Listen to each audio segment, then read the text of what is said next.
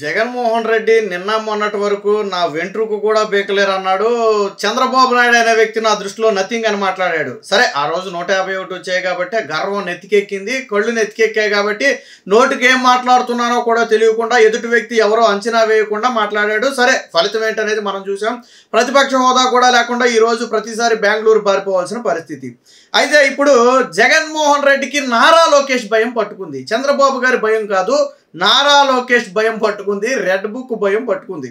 వాస్తవానికి red book అనేది open secret. అది రాష్ట్రం మొత్తానికి తెలుసు. నారా లోకేష్ ప్రతి సభలో కూడా దాదాపుగా 100 సభల్లో రెడ్ బుక్ చూపించి ఒక మాట చెప్పాడు. ఆయన ఎవరైతే చట్టాన్ని ఉల్లంఘించిన అధికారులు ఉన్నారో, ఎవరైతే వైసీపీకి కొమ్ము కాసిన అధికారులు ఉన్నారో ఖచ్చితంగా వారి మీద చర్యలు తీసుకుంటామని చెప్పి రెడ్ బుక్ చూపిస్తే ప్రజలు యాక్సెప్ట్ చేసి ఓట్లేశారు.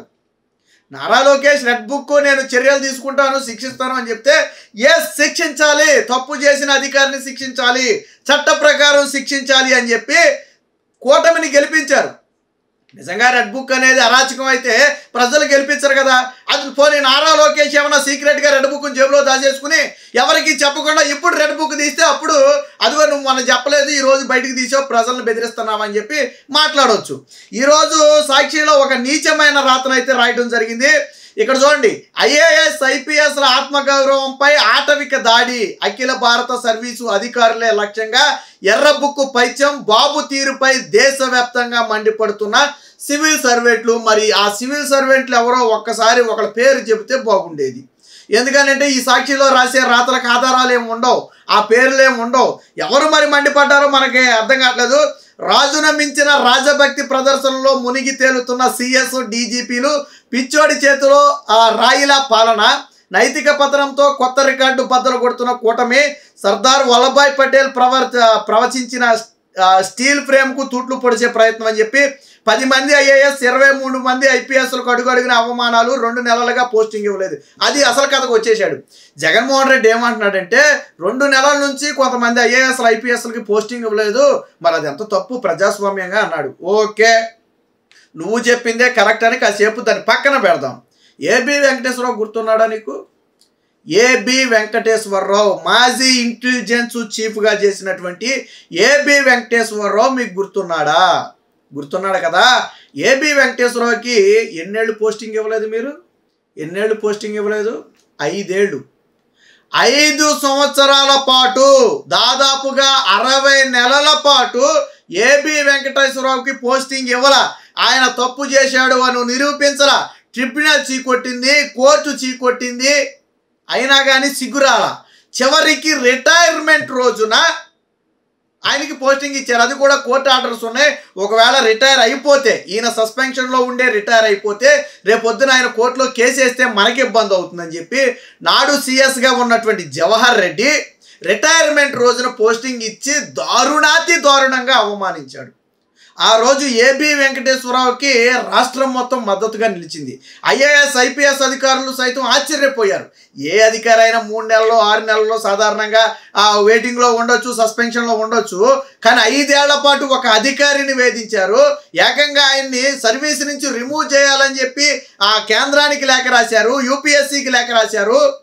కానీ వాళ్ళేమన్నారు, సహేతుకమైన మీరు కారణాలేవి చూపలేదు, ఆరోపణలు మాత్రమే చేశారు తప్ప ఇందులో ఆధారాలు లేవు. పైగా కోర్టు కూడా ఆయన మీద మీరు చేసినటువంటి ఆరోపణలు కొట్టేసింది. ఎలా ఆయన్ని రిమూవ్ చేస్తారు? హైలీ ఇంపాసిబుల్, ఇది జరగదు అని చెప్పింది. కేంద్రమే 3 సార్లు రాష్ట్రానికి నోటీస్ ఇచ్చింది. ఏమని? ఏబి వెంకటేశ్వరరావుని మీరు సర్వీస్లోకి తీసుకోండి, ఆయనకి పోస్టింగ్ ఇవ్వండి అని 3 సార్లు లేఖ రాస్తే కనీసం తిరిగి కేంద్రానికి సమాధానం ఇవ్వాలి. ఇది కదా వేధింపు అంటే. ఇప్పుడు నువ్వు చెబుతున్నటువంటి ఐఏఎస్ ఐపీఎస్ అధికారుల మీద ఎవరి మీద సస్పెన్షన్ వేటు వేయలా? ఎవరందులో ఎవరున్నారు? మర్చుకో, 4 పేర్లు చెప్పుకుందాం. 1, నీకు తొత్తుగా వ్యవహరించినటువంటి కొల్లు రఘురామరెడ్డి. చంద్రబాబు గారిని అరెస్టు చేయటం కోసం నువ్వు తీసుకొచ్చావే, సిట్ అధినేతగా తీసుకొచ్చావు కదా నువ్వు. ఆ కొల్లు రఘురామరెడ్డి ఉన్నాడు. మాజీ ఇంటెలిజెన్స్ చీఫ్, నీకు తొత్తుగా వ్యవహరించినటువంటి మాజీ ఇంటెలిజెన్స్ చీఫ్ పిఆర్ ఆంజనేయులు ఉన్నాడు.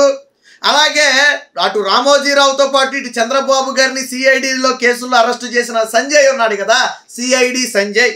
ఆ సిఐడి సంజయ్ ఉన్నాడు. గతంలో సిఐడి డీజీగా ఉండి రఘురామకృష్ణరాజుని 3rd డిగ్రీ ప్రయోగించి శారీరకంగా వేధించాడే సునీల్ కుమార్. ఆ సునీల్ కుమార్ ఉన్నాడు. ఎడ గురించి నన్ను బాధపడేది. అలాగే నీ అక్రమాస్తుల కేసులో జైలు శిక్ష అనుభవించి నాడు అవినీతి అంతా రాజశేఖర్ రెడ్డి చెబితే జగన్మోహన్ రెడ్డి చేయమంటే నేను చేశాను అని బహిరంగంగా ఒప్పుకున్నటువంటి ఐఏఎస్ అధికారి శ్రీలక్ష్మి ఉంది అందులో. వీళ్ళ గురించేనా నువ్వు మాట్లాడేది? వీళ్ళ గురించేనా నువ్వు బాధపడేది? ఎందుకనంటే జగన్మోహన్ రెడ్డి ఎందుకు వీళ్ళ గురించి బాధ అంటే, సరే మిగిలిన వాళ్ళు లేరా అంటే ఉన్నారు, ఎస్పీ స్థాయిలో వాళ్ళు ఉన్నారనుకోండి, అమ్మిరెడ్డి లాంటి వాళ్ళు, చంద్రబాబు గారి మీద హత్యాయత్నం కేసు పెట్టిన వాళ్ళు, టీడీపీ పార్టీ ఆఫీసు మీద దాడి జరుగుతుంటే 2 కళ్ళు మూసుకున్న వాళ్ళు, టీడీపీ నేతల్ని బహిరంగంగా వేధించిన వాళ్ళు, చంద్రబాబు గారిని అక్రమంగా అరెస్టు చేసిన వాళ్ళు ఉన్నారు. నారా లోకేష్ ఆ రోజు చెప్పింది అదే కదా. చంద్రబాబు గారు అరెస్ట్ తర్వాత కూడా ఎవరైతే నిబంధనలకు విరుద్ధంగా వ్యవహరించారో వారి మీద మేము చర్యలు తీసుకుంటామన్నారు ప్రజలు. ప్రజలు కూడా తప్పు చేయకుండా ఇలాగ వేధించిన అధికారుల మీద చర్యలు తీసుకోవాలి, వ్యవస్థలో మార్పులు రావాలని కోరుకున్నారు. ఈరోజు జరుగుతుంది. వాస్తవానికి ఇదంతా డీజీపీ అండర్లో జరిగిన వ్యవహారం. వారిని ఎవరిని కూడా సర్వీస్ నుంచి రిమూవ్ చేయలేదు, సస్పెన్షన్ వేటు వేయనే లేదు. ఏం చేశారు? అందులో 2-3 అధికారుల మీద మాత్రమే సస్పెన్షన్ పడినట్టుంది. మిగిలిన వారిని ఏం చేశారు?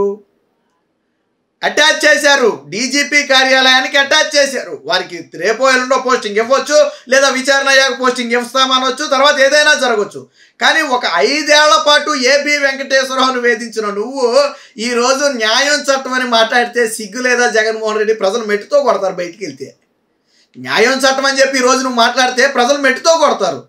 ఎందుకు మరి 5 ఏళ్ల పాటు నువ్వు కానీ ఏబి వెంకటేశ్వరరావుకి ఆ రోజు పోనీ నువ్వు ఎలిగేషన్ చేసిన తర్వాత కోర్టు తీర్పు క్యాట్ తీర్పుని కానీ నువ్వు పరిగణలోకి తీసుకుని, ట్రిబ్యునల్ తీర్పుని పరిగణలోకి తీసుకుని ఏబి వెంకటేశ్వరరావుకి పోస్టింగ్ ఇచ్చుంటే ఓకే, యాక్సెప్ట్ చేద్దాం, సరే అరాచకం చేసిన కోర్టులు చెప్తే వదిలేసాడులే అని చెప్పి అనుకుందాం. 5 ఏళ్ల పాటు వేధించావు, సిగ్గు లేదా? కోర్టు అడిగింది. ఒక ఐఏఎస్ అధికారిని ఎటువంటి కారణాలు లేకుండా ఇన్ని రోజులు సస్పెన్షన్లో రాష్ట్ర ప్రభుత్వం ఎలా ఉంచగలిగిందని చెప్పి కోర్టు ప్రశ్నించింది. ఆధారాలు లేవని కోర్టు చెప్పింది. మరి నువ్వు ఈరోజు ఐఏఎస్ల గురించి నీకు తొత్తులుగా వ్యవహరించి ఎవరు కొల్లు రఘురామరెడ్డి ఏం చేస్తాడు? అందులో కాగితాలు మాయం చేసే ప్రయత్నం చేస్తాడా? సిఐడి సంజయ్ రాష్ట్రం వదిలి పారిపోయే ప్రయత్నం చేస్తాడా? వీళ్ళందరూ మళ్ళీ బేవరేజెస్ కార్పొరేషన్ ఎండీగా ఉన్నటువంటి వాసుదేవరెడ్డి, అలాగే నాడు గనుల శాఖ ఎండీగా ఉన్నటువంటి వెంకటరెడ్డి, వీళ్ళ గురించే కదా నువ్వు మాట్లాడేది. వీళ్ళే కదా ప్రస్తుతానికి సస్పెన్షన్లో ఉన్నారు, లేకపోతే హోల్డ్లో ఉన్నారు. వీళ్ళ గురించే కదా నువ్వు మాట్లాడేది. నువ్వు అప్పుడేం రాయాలంటే పేపర్లో, నా తొత్తులను పక్కన పెట్టిన చంద్రబాబు నాయుడు. నువ్వు అదే రాయాలా. నాకు తొత్తులుగా వ్యవహరించిన అధికారులను పక్కన పెట్టిన చంద్రబాబు నాయుడికి ఎంత ధైర్యం నా తొత్తులను పక్కన పెట్టడానికి, నాడు నా అవినీతి అక్రమాలకు అడుగులకు మడుగులు వచ్చిన వారిని పక్కన పెట్టడానికి చంద్రబాబుకి ఎంత ధైర్యం అని రాస్తే బాగుండేది. మరి ఎందుకంటే ఆ రోజు పక్కన పెట్టిన వాళ్ళందరూ కూడా వాళ్ళే. రెడ్ బుక్ గురించి నువ్వు మాట్లాడేది లేదు, చేసేది లేదు. నారా లోకేష్ రాష్ట్రం మొత్తం సుడిగాలి పర్యటన చేసి ఆ రెడ్ బుక్ గురించి చెప్పాడు. చెప్పిన తరువాత కూడా ప్రజలు మ్యాండేట్ ఇచ్చారు. కాబట్టి జగన్మోహన్ రెడ్డి ఆల్రెడీ బెంగళూరు పారిపోయాడు. అన్నీ మూసుకుని బెంగళూరులో పడుకుంటే మంచిది.